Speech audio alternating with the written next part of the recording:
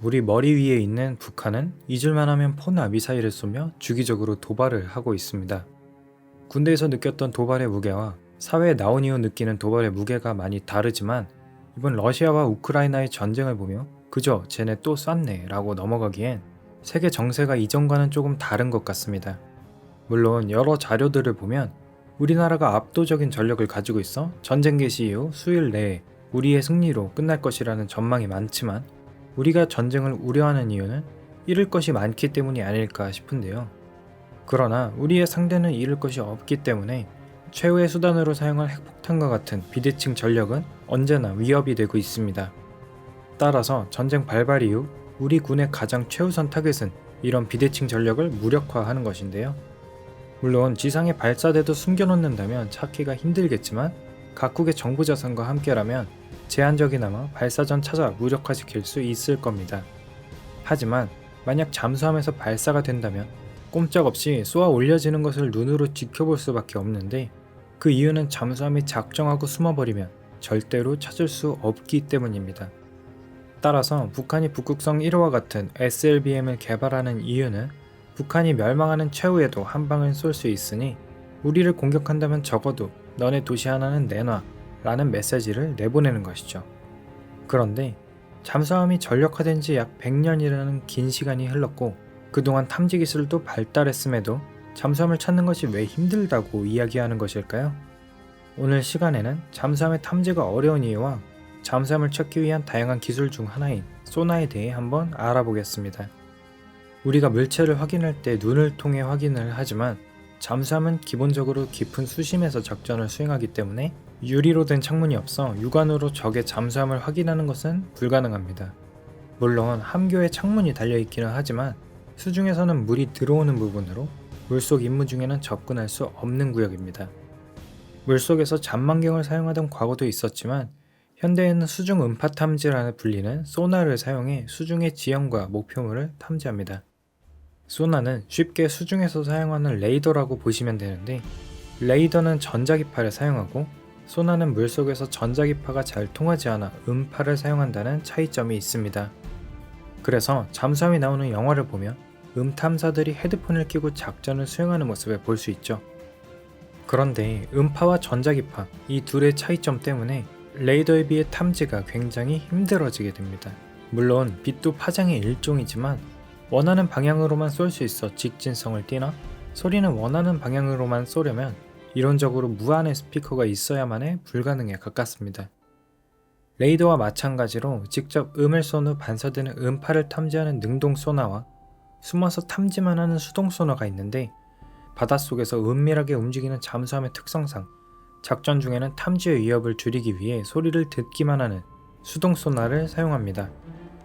탐사는 다양한 탐 장비들을 사용하여 소리를 듣고 들은 소리를 그림으로 변환해가며 물체를 탐지하게 되는데요.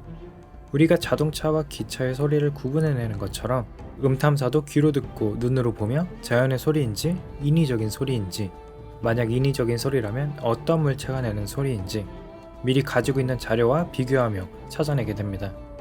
영화 울프콜의 한 장면에서는 탐사가 소리를 듣고 잠수함의 프로펠러가 4개라는 것을 알아내는 장면이 나오는데 그만큼 고도로 훈련받은 탐사의 능력과 경험이 중요한 분야입니다.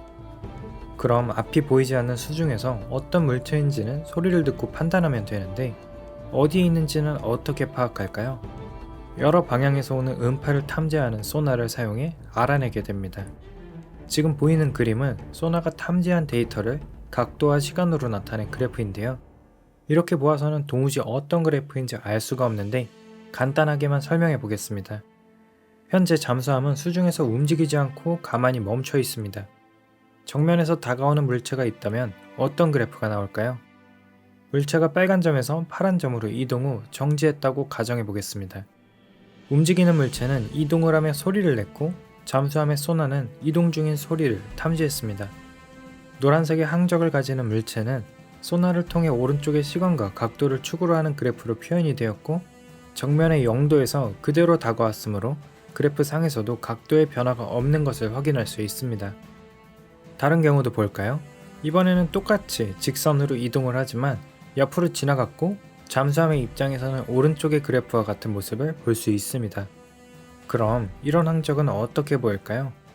잠수함의 우측 전방에서 출발하여 좌측 전방으로 이동을 했으니 약 30도부터 마이너스 45도로 이동을 했습니다. 정답은 오른쪽 그래프와 같습니다. 물론 실제 상황에서는 이렇게 간단한 움직임만이 아닌 물체가 방향을 바꾸며 다가올 수도 있고 잠수함이 방향을 바꿀 수도 있으니 사람이 처리를 한다면 엄청나게 복잡한 3D 지도를 머릿속에 띄워놓아야 한다는 것이죠. 그래서 잠수함 주위로 여러 함선들이 이동 중이면 앞서 보았던 굉장히 복잡한 그래프를 만나게 됩니다. 그런데 지금까지의 이야기를 들어보면 무언가가 소리를 내었을 때 무엇인지 어디 있는지를 알 수 있지? 소리를 내지 않는 물체는 찾아낼 수가 없었습니다. 따라서 무언가 비밀 작전을 수행하고 있는 적의 잠수함이나 전방의 암초와 같은 장애물을 확인하기 위해서는 직접 음파를 쏘는 능동 소나를 사용해야만 합니다.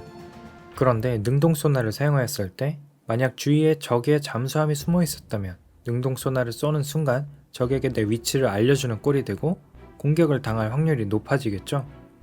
따라서 잠수함들은 능동 소나를 되도록 사용하지 않고 바닷속에서 통신도 끊은 채 스텔스 항해를 하게 됩니다.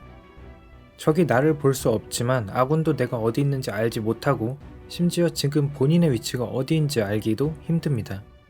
그래서 망망대해와 같이 넓은 바다에서 수동소나만으로 작전을 수행하다 코앞에 있는 적의 잠수함을 발견하지 못하고 잠수함끼리 충돌하는 사고도 있었고 암초에 부딪혀 자초되는 안타까운 사고들도 많이 있었습니다. 그런데 이렇게 비밀 작전을 수행하는 잠수함은 능동 소나를 제한적으로 사용하지만 수중의 잠수함을 탐지하기 위한 함선들이나 장비들은 능동 소나를 제한 없이 사용할 수 있겠죠?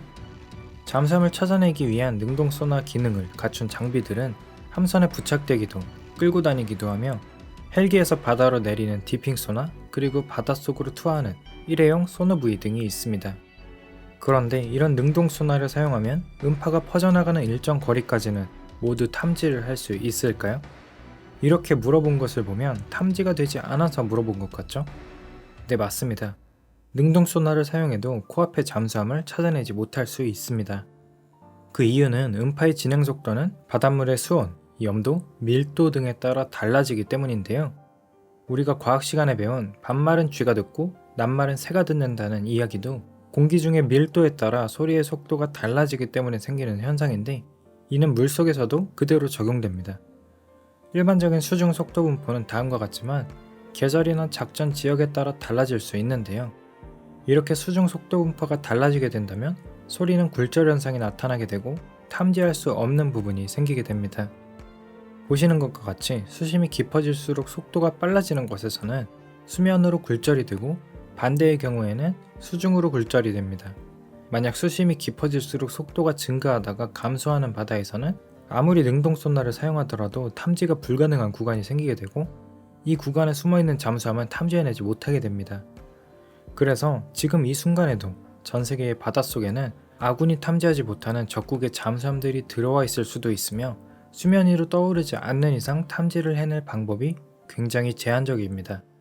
따라서 수중에서 부상하지 않고 장기간 임무를 수행할 수 있는 핵잠수함을 보유하기 위해 많은 나라들이 노력하고 있는 것이죠. 잠수함, 이렇게 탐지를 할 수도 없는데 도시를 날려버릴 수 있는 핵무기를 장착하고 있다 생각하면 뭔가 무서운 무기 같지 않나요? 이런 비대칭 전력을 알아가다 보면 북한이 왜 이렇게 핵과 미사일에 목숨을 거는지 알 것 같기도 합니다. 그럼 오늘 영상은 여기까지입니다. 다음번엔 더욱 흥미로운 영상으로 다시 찾아뵙겠습니다. 감사합니다.